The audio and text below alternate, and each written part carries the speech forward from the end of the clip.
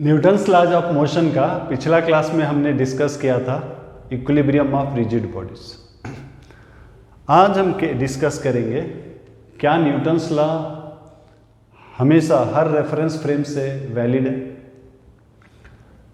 सो पहला बात है इनर्शियल रेफरेंस फ्रेम और नॉन इनर्शियल रेफरेंस फ्रेम से डिफरेंस क्या है। इनर्शियल रेफरेंस फ्रेम वो है जहां से न्यूटन्स फर्स्ट लॉ जो है वैलिड है, यानी कि अगर कोई एक्सटर्नल फोर्स नहीं है तो ऑब्जेक्ट या तो रेस्ट में है या यूनिफॉर्म मोशन में, वो रेफरेंस फ्रेम को हम बोलते हैं इनर्शियल रेफरेंस फ्रेम।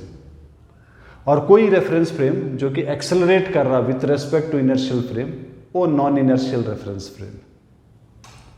तो क्या न्यूटन्स लॉ सभी रेफरेंस फ्रेम में वैलिड है? एक एग्जाम्पल लेते हैं। एक ब्लॉक है टेबल के ऊपर, एक ब्लॉक है टेबल के ऊपर और इसको दो अलग अलग रेफरेंस फ्रेम से देखते हैं। पहले ग्राउंड रेफरेंस से देखते हैं। यहाँ एक ऑब्जर्वर है, यहाँ एक ऑब्जर्वर है और ये क्या देखता है? ये देखता है जो ब्लॉक जो है एट रेस्ट है विथ रेस्पेक्ट टू हिम, और ब्लॉक के ऊपर क्या क्या फोर्सेस है?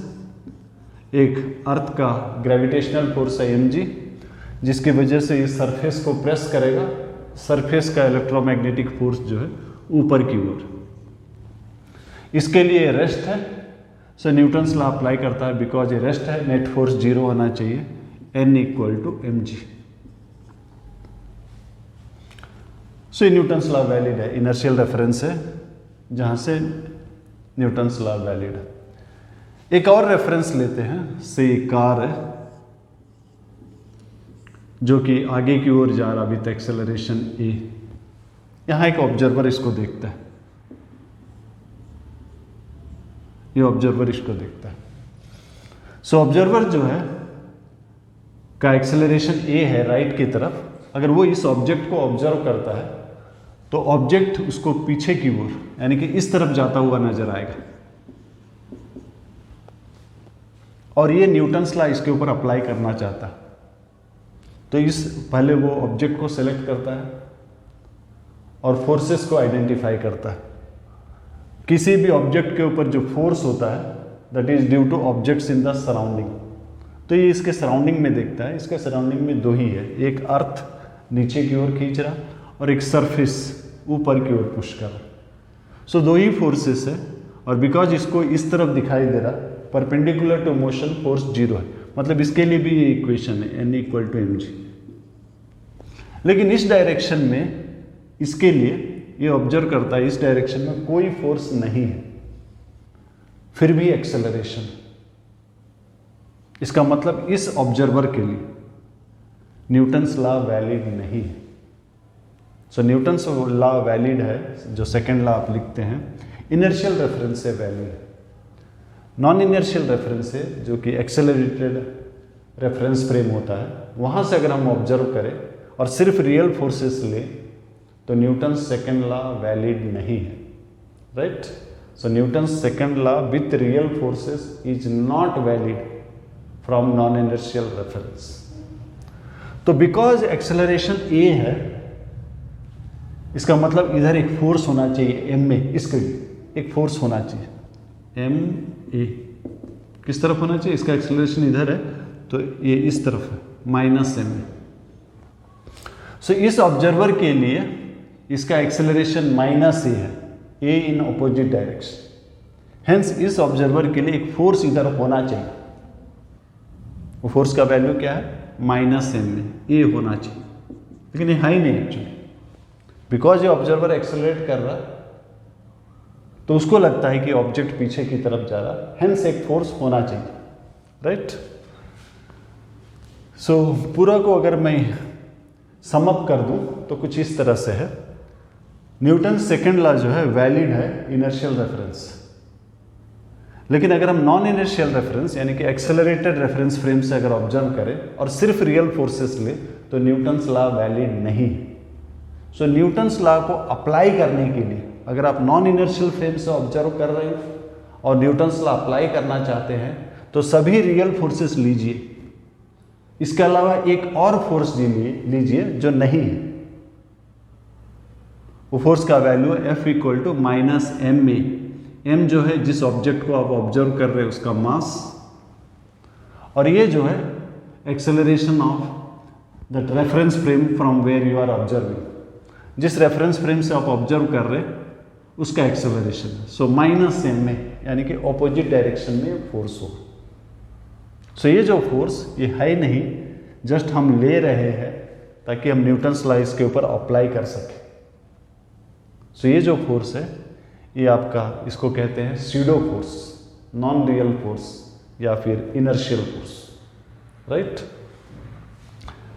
सो फिर से एक बार रिपीट कर दे रहा हूं, नॉन इनर्शियल फ्रेम जिसका एक्सेलरेशन a है, वहां से अगर आप कोई ऑब्जेक्ट m को ऑब्जर्व करते हैं और न्यूटन्स लॉ अप्लाई करना चाहते हैं तो सभी रियल फोर्सेस लीजिए और एक फोर्स माइनस m में लीजिए, यानी कि mass into acceleration, direction opposite to direction of reference frame ले लीजिए। अब आप न्यूटन्स लॉ अप्लाई कर सकते हैं, राइट। चलिए क्वेश्चंस में करके देखते हैं।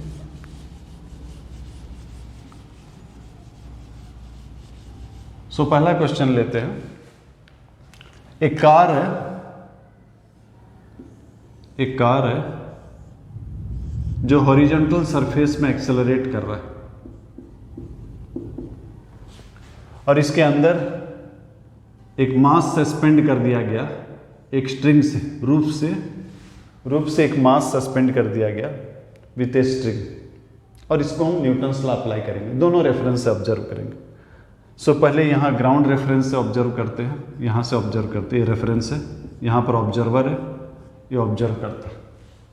तो इसके लिए मास भी आगे की तरफ जा रहा है, कार के साथ जा रहा है। सो ये ऑब्जेक्ट है, इसके ऊपर अप्लाई करना चाहता है, पहले फोर्सेस आइडेंटिफाई करेगा। एक फोर्स जो है ग्रेविटी का है और एक फोर्स जो है कार का है। थ्रू स्ट्रिंग है इसलिए इसको T डिनोट करते हैं, टेंशन। फिर ये क्या करता है, रिजॉल्व कर देता है फोर्सेस को along acceleration perpendicular to acceleration. mg already perpendicular है, इसको रिजॉल्व करने की जरूरत नहीं है, T को रिजॉल्व किया जाता है। Near to theta cos theta, away from theta sine theta. तो ये इक्वेशन लिखता है along acceleration force is m में, along acceleration force is m में, perpendicular to acceleration force is 0, upward force cancels downward force, यानी कि tan theta equal to a by g, या फिर थीटा जो है tan inverse a by g. ये इसका ऑब्जर्वेशन है, और ऑब्जर्वेशन कहाँ से किया, इनर्शियल फ्रेम से। सेम एक्सपेरिमेंट को नॉन इनर्शियल रेफरेंस से ले लेते हैं।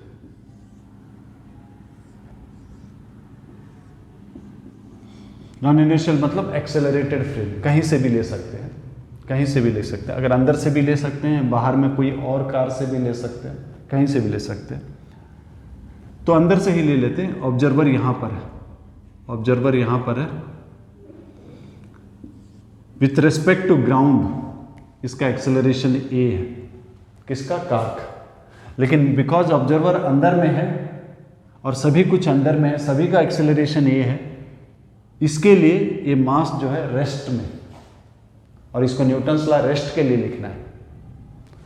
तो फोर्सेस वो आइडेंटिफाई करता है, दो ही फोर्स लगेगा, एक अर्थ के चलते mg, एक कार के चलते t, और बिकॉज ये एक्सेलरेट कर रहा है, न्यूटन्स लॉ सिर्फ रियल फोर्सेस से वैलिड नहीं है। एक स्यूडो फोर्स, एक इमेजिनरी फोर्स, एक नॉन रियल फोर्स, या एक इनर्शियल फोर्स, जो भी नाम ले लीजिए, अप्लाई करना पड़ेगा। उसका वैल्यू होता है mass of object, acceleration of reference frame और ऑब्जर्वर, डायरेक्शन जो है opposite to observer. So observer इस तरफ जा रहा है, इस तरफ लेना पड़ेगा। इसके लिए ये रेस्ट में है, इसको रेस्ट का इक्वेशन लिखना पड़ेगा, T को रिजॉल्व कर देता है। सो रेस्ट के लिए इक्वेशन लिखना पड़ेगा, force to the right equal to force to the left, upward force is equal to downward force.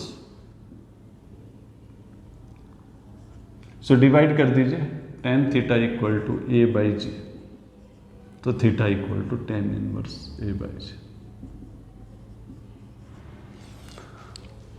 आप जब रेफरेंस फ्रेम बदल देते हैं ऑब्जर्वेशन भी बदल जाता है। इसके लिए ये मास एक्सेलरेट कर रहा है। सो ये जब न्यूटन्स लॉ अप्लाई करता है, along acceleration force is M A, perpendicular to acceleration force is 0। इसके लिए ये मास जो है रेस्ट में, और इसके लिए न्यूटन्स लॉ खाली रियल फोर्सेस लेने से वैलिड नहीं है, क्योंकि ये जिस रेफरेंस से ऑब्जर्व कर रहा है वो एक्सेलरेटेड रेफरेंस है। तो न्यूटन्स लॉ अगर अप्लाई करना चाहता है अपार्ट फ्रॉम रियल फोर्सेस, इन दोनों के अलावा एक सीडो फोर्स लेना पड़ेगा, जो कि माइनस एम ए मतलब मास of object, acceleration of observer, direction is opposite. लेने के बाद उसका जो ऑब्जर्वेशन है उसके लिए इक्वेशन लिखना है। इसका ऑब्जर्वेशन क्या है? रेस्ट के लिए इक्वेशन लिखना पड़ेगा। Right equal to left, up equal to down. Right, एक बार फिर से रिपीट कर दे रहा हूं। नॉन इनर्शियल रेफरेंस से अगर किसी ऑब्जेक्ट के ऊपर न्यूटन्स लॉ लिखना चाहते हैं तो सभी रियल फोर्सेस लीजिए और एक फोर्स माइनस एम ए लीजिए, और नॉन इनर्शियल रेफरेंस से जो कुछ आपको दिख रहा है उसके लिए आप इक्वेशन लिखिए। वही इक्वेशन लिखिए जो न्यूटन्स लॉ का लिखते हैं। Along acceleration net force is M A, perpendicular to acceleration net force is 0, उसी को लिखिए। नेक्स्ट क्वेश्चन लेते हैं।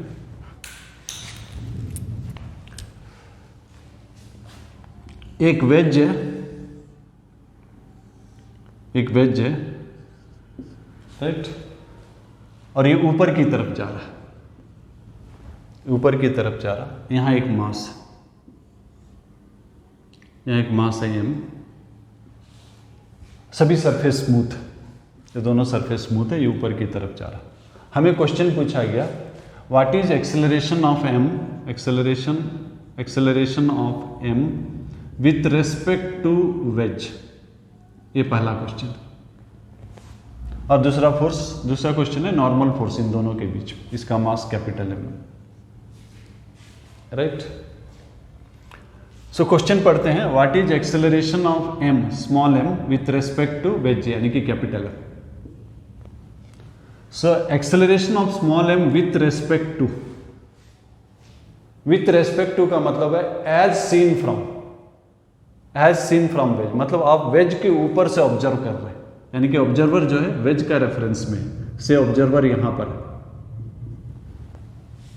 तो ऑलरेडी क्वेश्चन में स्पेसिफाई कर दिया with respect to wedge means as seen from wedge, और कहीं से आप देख ही नहीं सकते, ग्राउंड से नहीं देखना है आपको, क्योंकि क्वेश्चन में कैटेगरी के लिए लिखा है with respect to wedge as seen from wedge. तो आप वेज से ही देख रहे हैं, और जब वेज से देख रहे हैं तो रियल फोर्सेस पहले ले लेते हैं। एक तो अर्थ के चलते mg है, और एक फोर्स जो है सरफेस, स्मूथ सरफेस है तो सिर्फ नॉर्मल फोर्स होगा। यही दो रियल फोर्सेस। लेकिन आप वेज से ऑब्जर्व कर रहे, नॉन इनर्शियल रेफरेंस से ऑब्जर्व कर रहे, एक स्यूडो फोर्स लेना पड़ेगा minus M A, mass of object, acceleration of reference frame और ऑब्जर्वर, डायरेक्शन ऑपोजिट, इधर लेना पड़ेगा। इधर लेने से अब न्यूटन्स लॉ लिख सकते हैं। क्या है Newton's law? Resolve the forces along acceleration and perpendicular to acceleration. Along acceleration net force M A होता है, perpendicular to acceleration net force 0 होता है। तो रिजॉल्व कर देते हैं। ये एंगल अगर थीटा है, ये भी थीटा होगा, सो थीटा के करीब वाला कॉस थीटा होगा, M ji cos theta, M A cos theta. Theta से दूर वाला साइन थीटा होगा, M G sine theta, M ए साइन थीटा। तो यहां से अगर देखें ये नीचे की ओर इधर जा रहा है, मतलब परपेंडिकुलर डायरेक्शन में फोर्स 0 होगा, परपेंडिकुलर टू एक्सेलरेशन फोर्स 0 होगा, यानी कि n cancels this force, M ji cos theta plus M A cos theta, यानी कि n जो है आप m और कॉस थीटा कॉमन ले लेते हैं तो g प्लस से। And along acceleration force is M A, so along acceleration नीचे की तरफ है, M G sine theta plus M A cos theta, sorry M A sine theta equal to M A ये एक्सेलरेशन क्या है? Acceleration of block as seen from wedge, block as seen from wedge, मतलब ये relative acceleration, block as seen from wedge. So block as seen from wedge और block relative to veg जो है g plus ए sine theta, right. जब आप reference बदल देते हैं ऑब्जर्वेशंस बदल जाता है, और ये बदला हुआ ऑब्जर्वेशंस के लिए आप इक्वेशन लिख रहे हैं, यहां से जो उसको दिखाई दिया उसके लिए लिख रहे हैं। ग्राउंड से देखता तो बिल्कुल ये इक्वेशंस नहीं होता।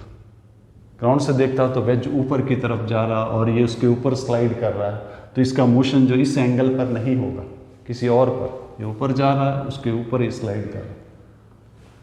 लेकिन ग्राउंड से अगर मैं देखता तो सिर्फ रियल फोर्सेस लिख के हमको इक्वेशन लिखना पड़ता, राइट। खैर, आज का क्लास जो है हम एम्फेसिस दे रहे हैं स्यूडो फोर्स के ऊपर, इसीलिए आगे का क्वेश्चंस भी मैं नॉन इनर्शियल रेफरेंस से ही ऑब्जर्व करूंगा।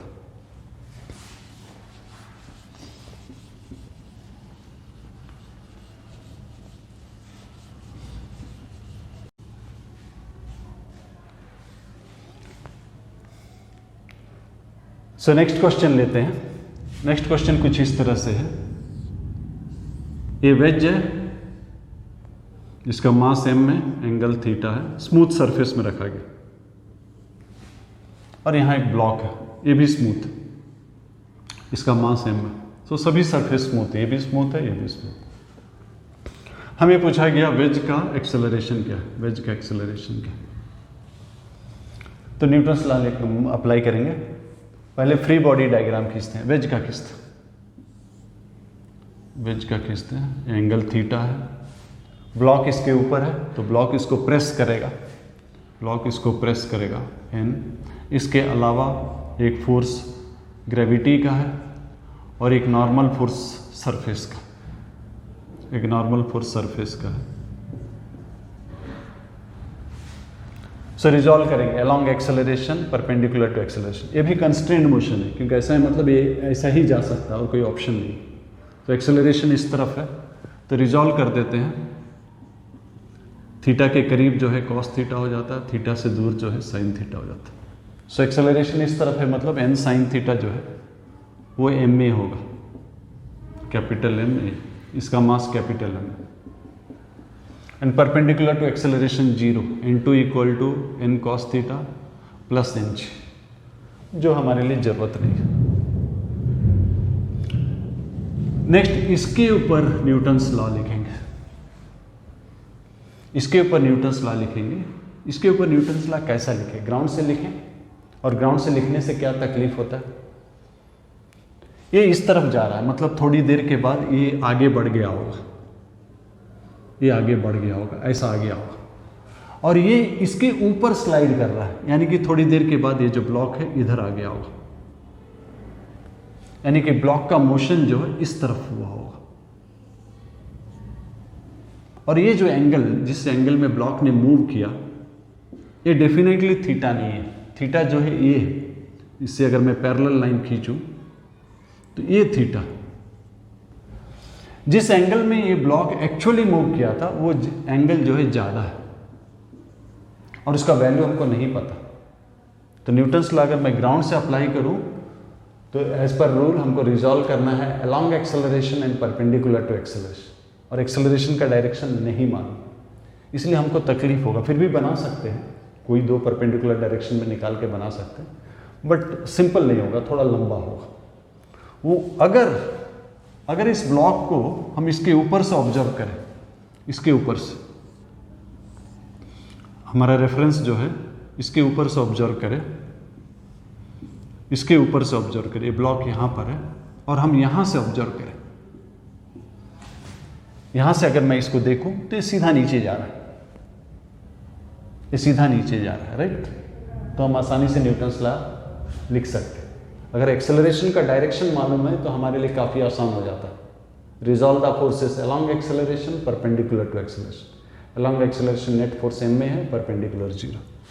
तो यहाँ से अगर मैं देखूँ, अगर हमारा रेफरेंस फ्रेम ये है, वेज है, ये ऑब्जर्वर है, तो बिकॉज वेज जो है राइट की तरफ जा रहा है, मतलब इसका ये भी राइट की तरफ जा रहा है, तो इसके ऊपर जो रियल फोर्सेस है, एक mg है, एक n है, इसके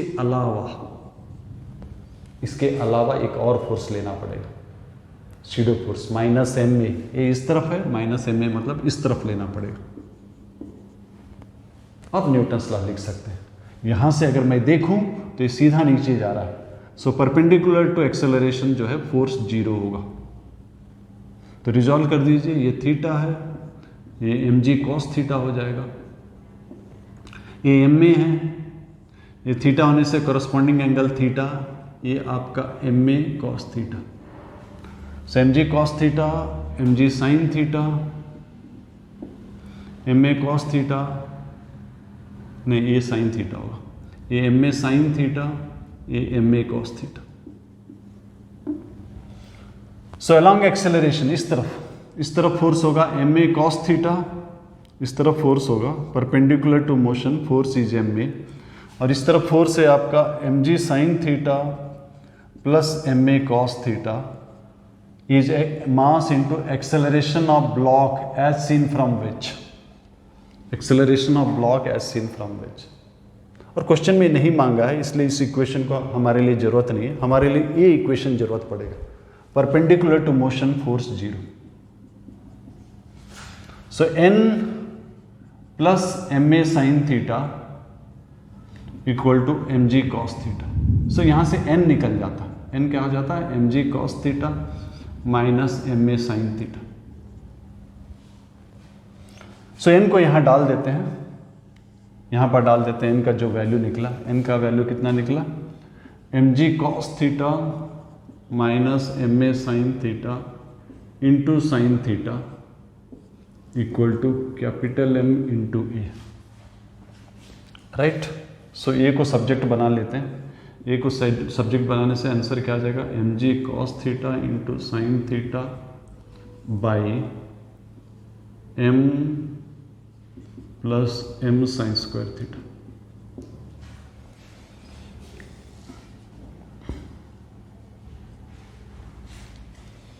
एक बार फिर से थोड़ा सा रिवाइज कर लेते हैं। सो जो पहला क्वेश्चन था उसमें आपके पास दोनों ऑप्शन था, आप ग्राउंड रेफरेंस यानी कि इनर्शियल रेफरेंस से भी ऑब्जर्व कर सकते थे, कार के अंदर से भी, और चाहे तो कोई और कार से भी और कोई से भी ऑब्जर्व कर सकते, आपके पास सभी ऑप्शन थे। लेकिन जो दूसरा क्वेश्चन था जिसमें क्लियरली लिखा था कि what is acceleration of block with respect to wedge, मतलब एज सीन फ्रॉम वेज और रिलेटिव टू वेज, वहां आपके पास ऑप्शन नहीं था, आपको वेज के ऊपर से ही ऑब्जर्व करना था और सीडो फोर्स लेना था।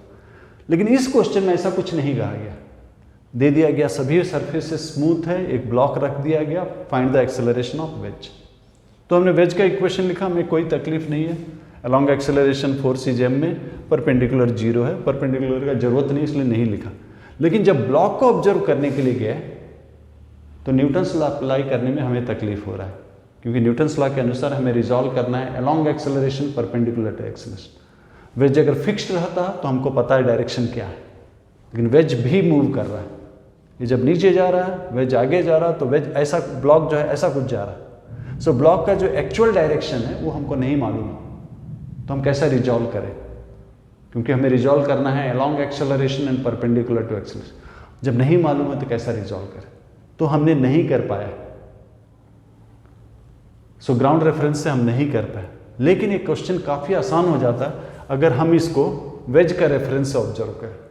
यहाँ अगर हम खड़े हो जाते हैं और ब्लॉक को देखते हैं तो जाहिर है हमको सीधा नीचे जाता हुआ नजर आएगा, और अब जब यहाँ खड़े हो गए हम भी एक्सेलरेटेड है, वेज पीछे की तरफ जा रहा है तो हम इस तरफ जा रहे हैं, हम भी वेज के साथ इस तरफ जा रहे हैं। इसका मतलब हमें apart from real forces N और एम जी के अलावा एक और फोर्स लेना पड़ेगा, माइनस एम में, M into A direction opposite to direction of reference, ये रेफरेंस इस तरफ लेना पड़ेगा। फिर से न्यूटन्स लॉ अप्लाई कर सकते हैं, यहाँ से देखूंगा तो इस तरफ जा रहा है, so along acceleration force is M में, परपेंडिकुलर इज 0। लेकिन क्वेश्चन में नहीं ये नहीं पूछा है what is acceleration of block relative to wedge, question में पूछा इसका एक्सेलरेशन पूछा है जिसके लिए हमको n चाहिए। तो हमारे लिए यूजफुल ये इक्वेशन रहा, परपेंडिकुलर 0 है, यहाँ से n निकाल लिया, n निकाल के हमने सब्स्टिट्यूट कर दिया, ये निकल गया। सो तीनों क्वेश्चन अलग था, पहले क्वेश्चन में ऑप्शन था, दूसरा क्वेश्चन में पूछा गया था कि वेज के ऊपर से कीजिए, और तीसरा क्वेश्चन में नहीं पूछा गया, लेकिन अगर हम लेते हैं तो आसान हो जाता। अगर ब्लॉक का ऑब्जर्वेशंस वेज के ऊपर से करते हैं तो आसान हो जाता है। ऐसा नहीं है कि नहीं करेंगे तो नहीं होगा, ग्राउंड से भी किया जा सकता है, लेकिन इतना आसान नहीं होगा, मुश्किल होगा, आपको 2 परपेंडिकुलर डायरेक्शन में रिजॉल्व करके करना पड़ेगा। एक क्वेश्चन और ले लेते हैं।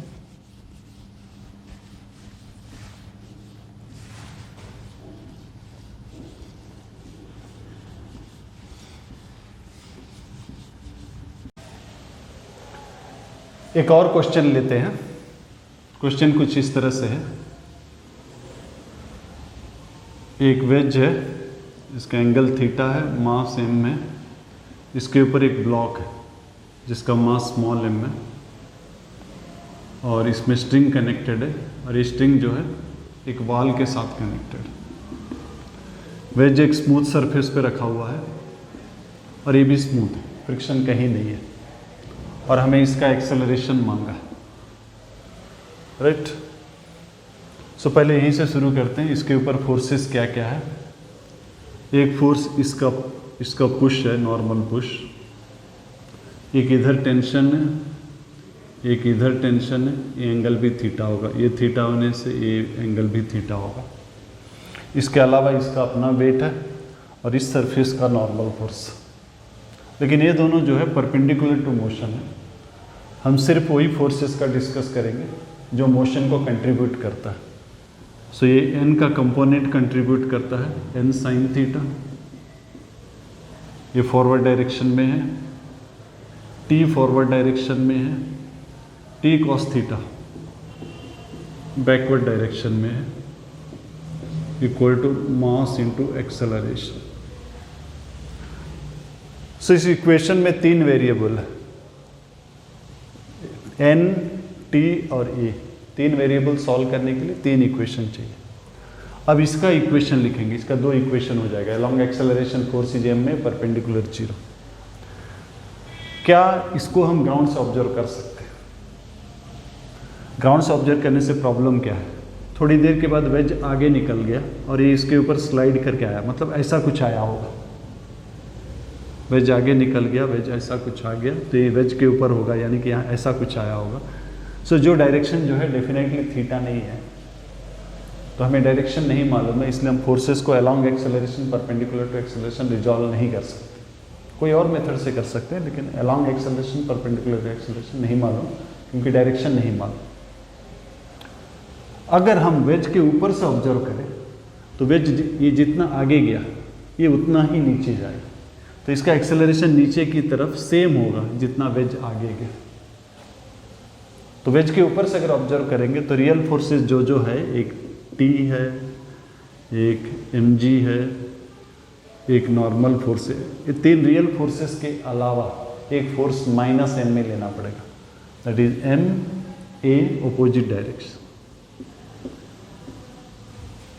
अब हम लिख सकते हैं along acceleration force is m में, परपेंडिकुलर इज 0। सो परपेंडिकुलर आपका n है, राइट, और ये एंगल थीटा होने से ये भी थीटा हो जाएगा, n प्लस m में sine theta equal to mg का कंपोनेंट, mg का इधर कंपोनेंट हो जाएगा mg cos theta, sine theta इधर होगा, साइन थीटा इधर हो जाएगा mg cos theta.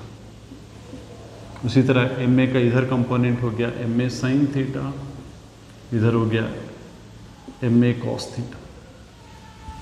So perpendicular जो है n plus ma sine theta equal to mg cos theta, right. हमें क्या निकालना है? ये निकालना है, ये निकालना है। तो n यहाँ से हट जाता है, n कितना हो जाता है? mg cos theta minus ma sine theta.